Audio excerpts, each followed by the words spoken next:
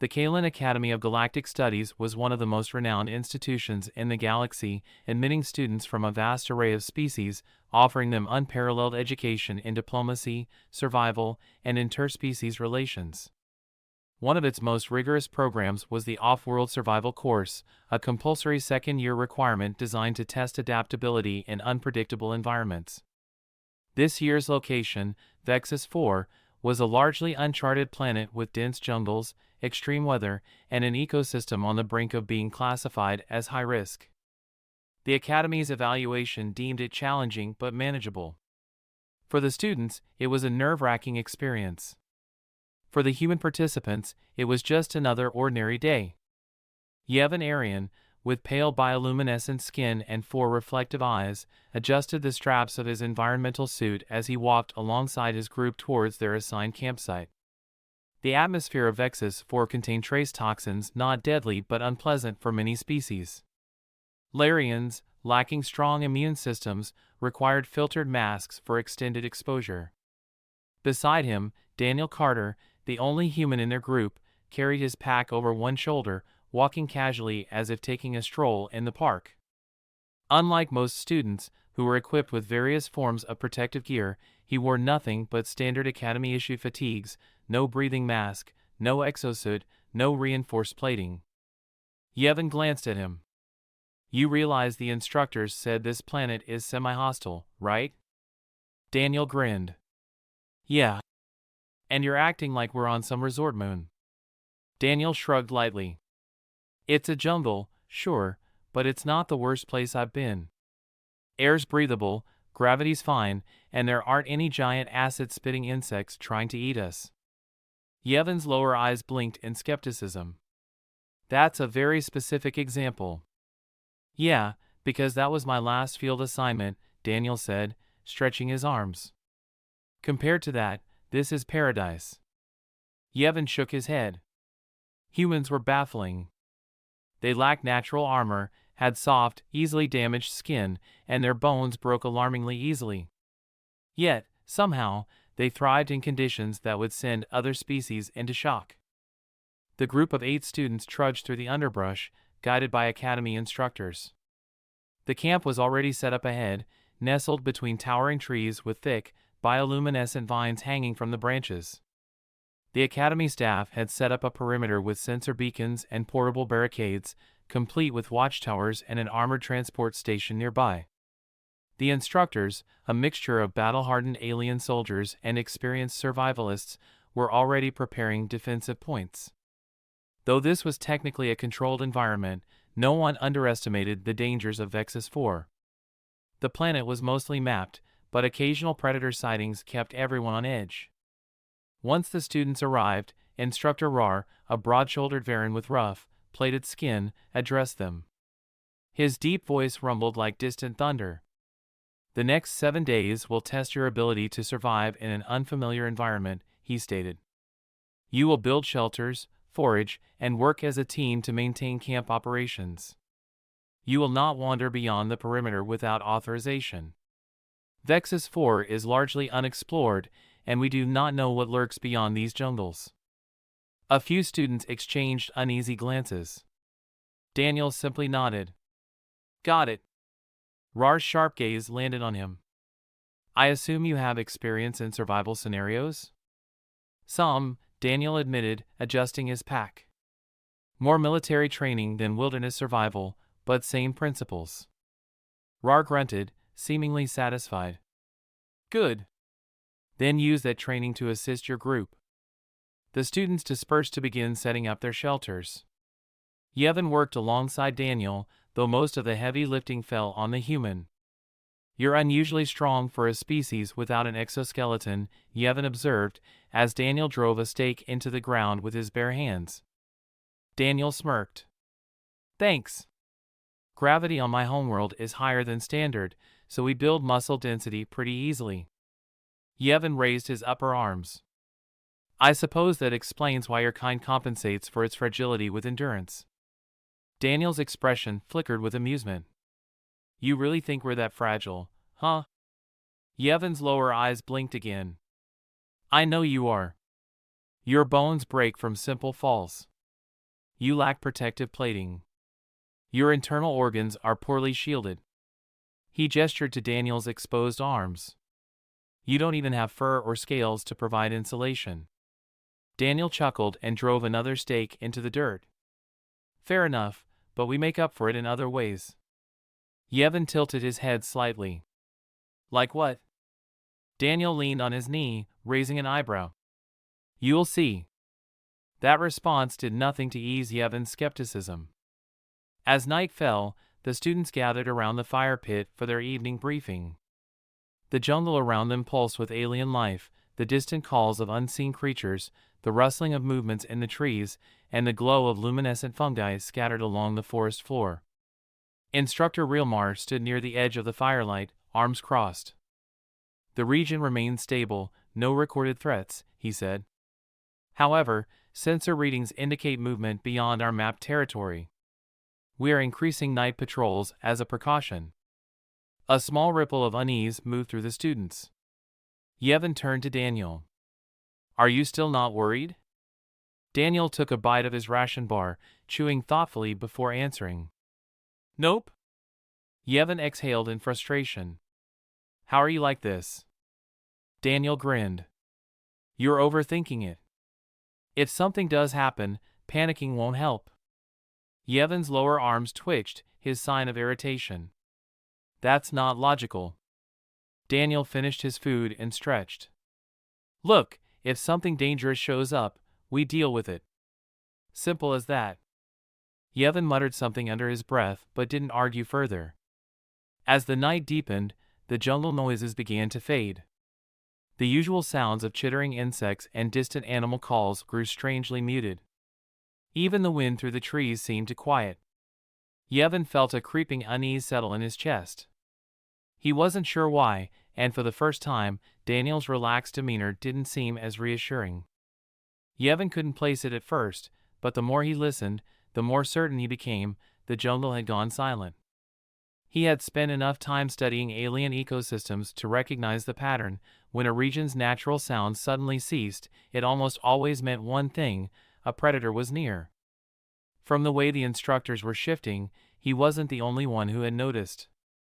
Instructor Realmar stood near the fire, his posture subtly tense, scanning the darkness beyond the perimeter lights, fingers resting near the hilt of his plasma blade. The other instructors followed suit, their casual stances from earlier replaced by slow, methodical readiness. Yevon turned toward Daniel, who was watching the tree lean with unsettling intensity. His body was still, his expression unreadable, but something about him had changed. His usual easygoing demeanor had vanished. You feel it too? Yevon murmured. Daniel nodded. Yeah. Yevon shifted his weight. I don't understand. You're human. You shouldn't be able to sense threats like this. Daniel's eyes didn't leave the trees. I don't sense it. I know it. A chill ran through Yevon.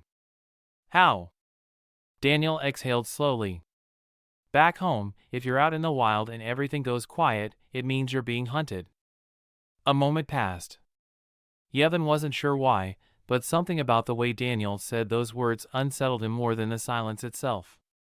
Before Yevon could question him further, a low, chittering growl rippled through the jungle, not close, not yet, but moving closer. The instructors reacted instantly, weapons were drawn, defensive positions taken. The students, who had only moments ago been chatting near the fire, suddenly felt the weight of real danger pressing in on them. Everyone inside the shelters now. Instructor Rar's voice was sharp. No one argued. The students scrambled, some bolting toward the reinforced storage units, others heading toward the armored transport. Daniel didn't move. Yevon grabbed his arm. What are you doing? Daniel's grip tightened on the rifle slung over his shoulder. I just want to see what we're dealing with. Yevon's sharp eyes narrowed. Are all humans this reckless? Daniel glanced at him. You wanted to know how we survived despite being fragile. Pay attention. Yevon opened his mouth to argue, but then the first shape moved at the edge of the floodlights. It was massive. The Viral were larger than he had expected. He had read about them in the Academy database, but seeing them in person was something else entirely. They stood on two digitigrade legs, their elongated heads tilted slightly downward, forever locked in a hunting posture. Their armor-plated hides gleamed in the artificial light, segmented and overlapping, allowing for speed and flexibility. Their multi-lens eyes reflected the glow like molten amber. They weren't charging, not yet. They were testing the perimeter, calculating, watching. A second creature moved to the left, then a third. The instructors were already in position, plasma weapons aimed, but they hadn't fired, not yet. Realmar's voice was low and measured. "Hold your fire." Yevon's heart pounded against his ribs, and his lower arms clenched. Then, the largest of the Viral let out a deep, resonating growl. It wasn't a random sound, it was a signal. The Viral charged. The instructors opened fire. Plasma bolts ripped through the air, striking the lead creature's armored plates. Blue energy crackled against its thick hide, but the beast didn't stop. It barreled forward, its claws carving deep furrows into the dirt. The camp erupted into chaos. Students ran for cover. The transport's automated turrets activated, sending high-impact rounds into the attackers. The instructors held their ground, firing in controlled bursts. One of the smaller Viral broke through the defensive line. It moved faster than Yevon expected. One moment, it was beyond the barricades, the next, it was inside the camp, weaving through crates, dodging weapons fire with unnatural agility. It was heading straight for the nearest group of students. Yevon saw it happening. He saw the Zilthari student frozen in its path, too slow to react. He saw the beast's claws rise, ready to strike. And then Daniel was there. He moved differently from the others. While most species reacted by fleeing or freezing, Daniel charged toward the Viral before the creature could reach the student. Daniel swung the butt of his rifle against the side of its head, hard. The impact was enough to stagger the beast, just for a second. A second was all Daniel needed. He fired point-blank into the creature's exposed side, 3 sharp cracks. Not plasma. Kinetic rounds. The Viral shrieked, recoiling from the unexpected force. The bullets didn't pierce its armor, but the sheer impact was enough to throw it off balance. Daniel didn't hesitate. He pivoted, grabbing the terrified student and shoving them toward cover. "Move!" Yevon stood frozen. He had never seen anyone move like that. Another Viral leapt over the barricade. Daniel turned too late. The creature swiped at him, claws catching his side. A sharp, wet tear filled the air. Daniel staggered. Blood sprayed onto the dirt. Yevon gasped. That was it. That was a fatal wound. Humans were not built to withstand that kind of damage. Daniel should have fallen. He should have gone into shock. Instead, Daniel gritted his teeth and shot the creature in the throat. The kinetic round slammed into a weaker point between its plates. The Viral screeched, stumbling backward. Daniel staggered, pressing a hand to his bleeding side, but he didn't fall. He reloaded. Yevon's brain refused to process what he was seeing. Daniel was injured. His body was torn open. Blood loss alone should have rendered him incapacitated. But he was still standing, still moving, still fighting. Yevon had spent years studying physiology. He knew what should be possible. He knew what should have ended a human in mere moments. Daniel Carter was breaking every rule. And for the first time, Yevon wasn't sure if humans were fragile at all. The jungle was alive with chaos. Plasma fire streaked through the darkness, flashing blue and white as it impacted against the Viral's armor-plated bodies. The shrieks of wounded beasts mixed with the sharp commands of the instructors as they fought to hold the defensive line. But Yevon could only focus on one thing: Daniel was still standing, still fighting. Blood seeped from the gash in his side, darkening his Academy-issued fatigues. The wound was deep, torn by razor-sharp claws. Any other species would have been on the ground, writhing in pain or already unconscious from shock. But not Daniel. He reloaded his rifle with steady hands. Yevon watched in stunned disbelief as the human exhaled sharply, adjusted his stance, and fired 3 more kinetic rounds into the nearest Viral. The creature recoiled at the impact. It wasn't a kill shot. Their armor was too thick. But it hurt them. That alone was impressive. Plasma weapons were the standard for most galactic species, designed to burn through defenses. But kinetic rounds, they bludgeoned their targets. Daniel was using sheer force to batter the creatures down. It was brutal, inefficient, and yet it was working. Daniel. Yevon started to move toward him, but something big slammed into the ground between them, a Viral. The impact sent Yevon sprawling backward. His 4 eyes widened in panic. The creature's mandibles clicked as it turned its multi-lens gaze toward him. Yevon had no weapons, no combat training, no chance. He braced for the inevitable. And then Daniel tackled the thing. A human, a species with no claws, no natural armor, no built-in weaponry, threw himself onto a predator twice his size. The Viral shrieked, twisting violently as Daniel latched onto its back. His arm hooked around its throat in a desperate attempt to choke it out. Yevon could hardly comprehend what he was seeing. Daniel should not have been able to move like this, not with the amount of blood he was losing. But there he was, bleeding, bruised, teeth clenched in raw defiance, fighting like he had no idea he was supposed to be dead already. The Viral thrashed, slamming into the ground in an attempt to throw him off. Daniel held on. He reached for his belt, yanked free his combat knife, and drove it straight into the beast's exposed throat joint. The Viral convulsed, then it stopped moving. Daniel rolled off its back, hitting the dirt hard. He let out a sharp, ragged breath, his body trembling from the effort. Yevon scrambled forward. Daniel, you need medical. Daniel forced himself onto one knee, gripping his knife with bloody fingers. His breathing was unsteady, but he was still preparing to fight. Yevon grabbed his arm. Stop! You're going to die if you keep this up. Daniel let out a strained laugh. Not if we win first. Yevon wanted to scream. How was this even possible? Daniel shouldn't be able to function like this. His body was failing. It had to be. Blood loss, adrenaline crash, pain beyond what any normal being could withstand. And yet, he kept getting up. Something primal stirred in Yevon's mind, an understanding he had never considered before. Humans weren't built to survive like other species. They weren't the strongest. They weren't the fastest. They weren't even the most durable. But they were something else entirely.